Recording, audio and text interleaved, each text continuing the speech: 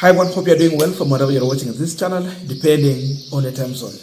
Now, the truth is that the floods we are witnessing today in this country is a national disaster.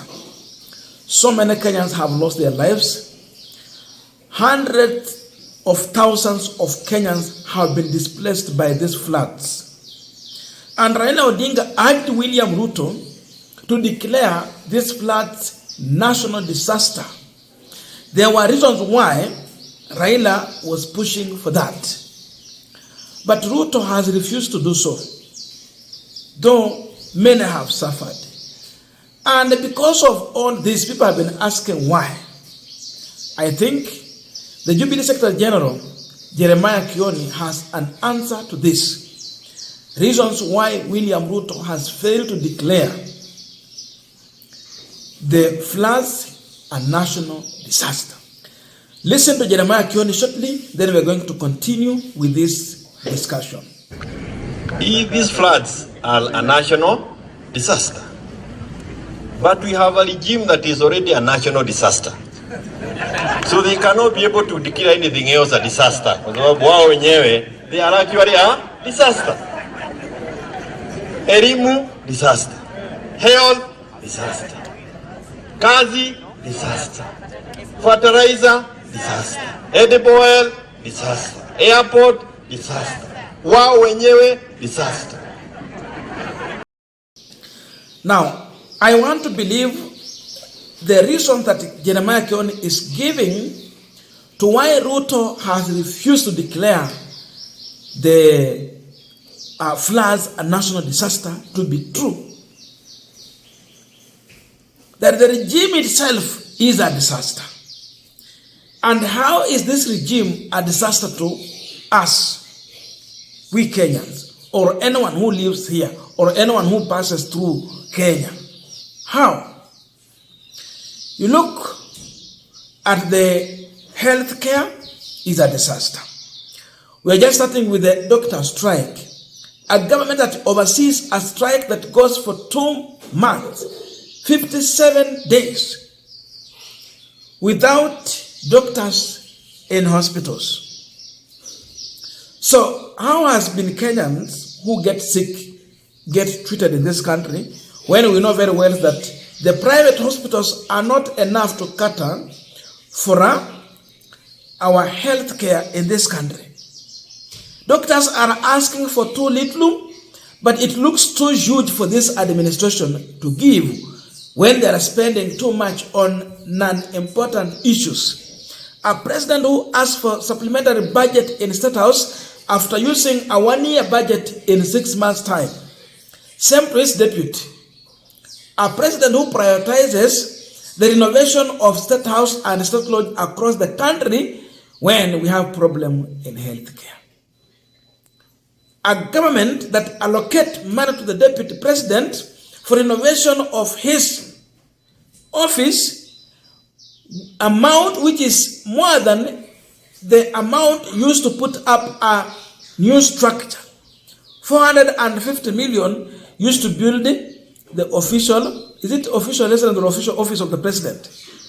Then they are using 600 million to do a repair. What do you expect? But madaktari hawana. They can also employ chief administrative secretary, 54 of them.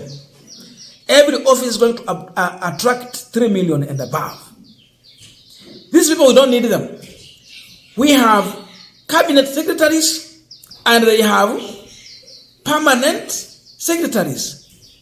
PS. What is their work? How wengine hawana kazi? But they are being needed here. Airport is a disaster.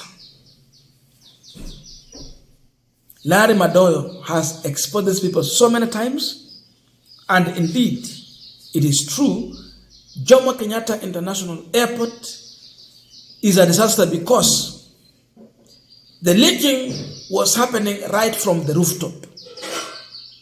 Ingekuwa ni maji imetoka chini, tunaweza elewa that kuna mafuriko. But this one, inakuja kwa, terminals where people will check in, surely.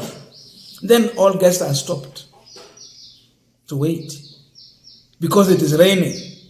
Imagine you are delayed if you are supposed to catch up with a flight, or you had booked an Uber or anything, or you were supposed to attend a meeting. You are being delayed and you might end up missing the appointment simply because the terminals were leaking, so you have to wait until it is clear for you to be cleared. It's a disaster. Edible oil disaster.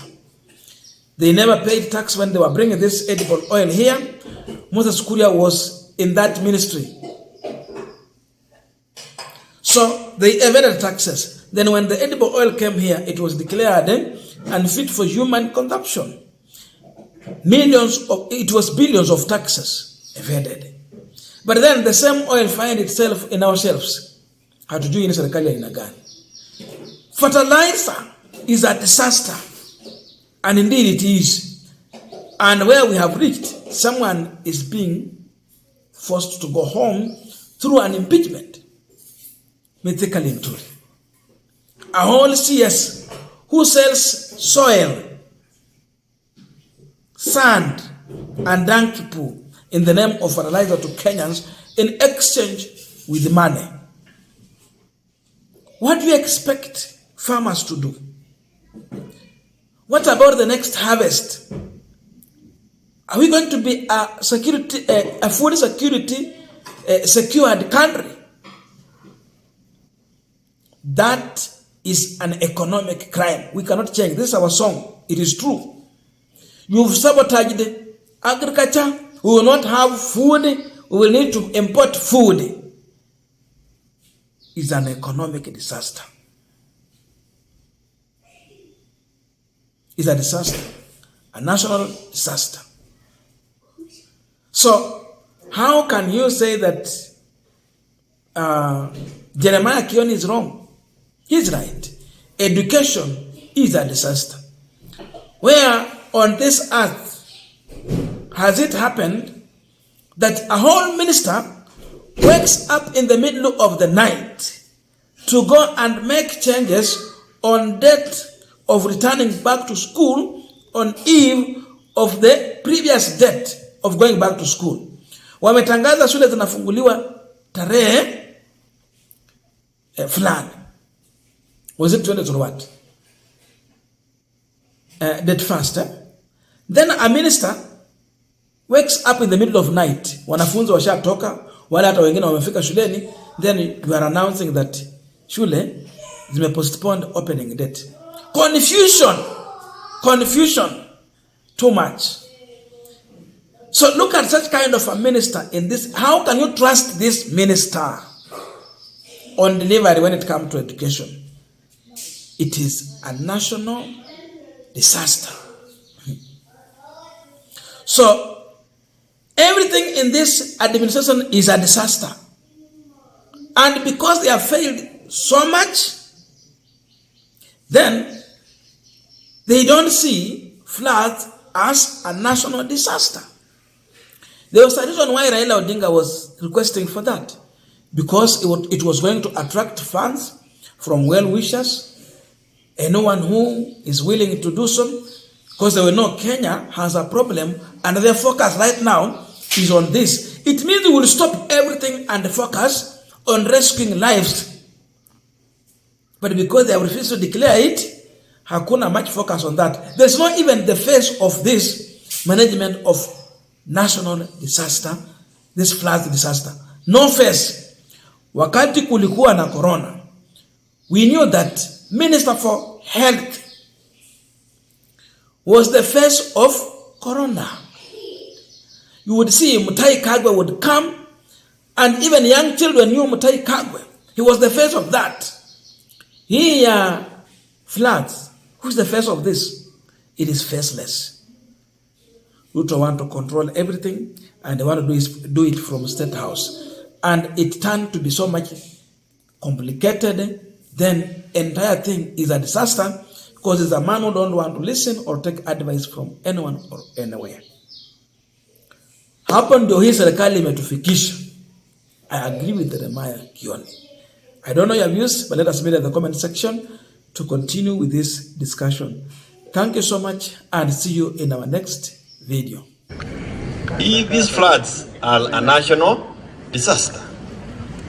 But we have a regime that is already a national disaster. So they cannot be able to declare anything else a disaster. They are actually a disaster. Elimu, disaster. Health, disaster. Kazi, disaster. Fertilizer, disaster. Edible oil, disaster. Airport, disaster. Wao wenyewe, disaster.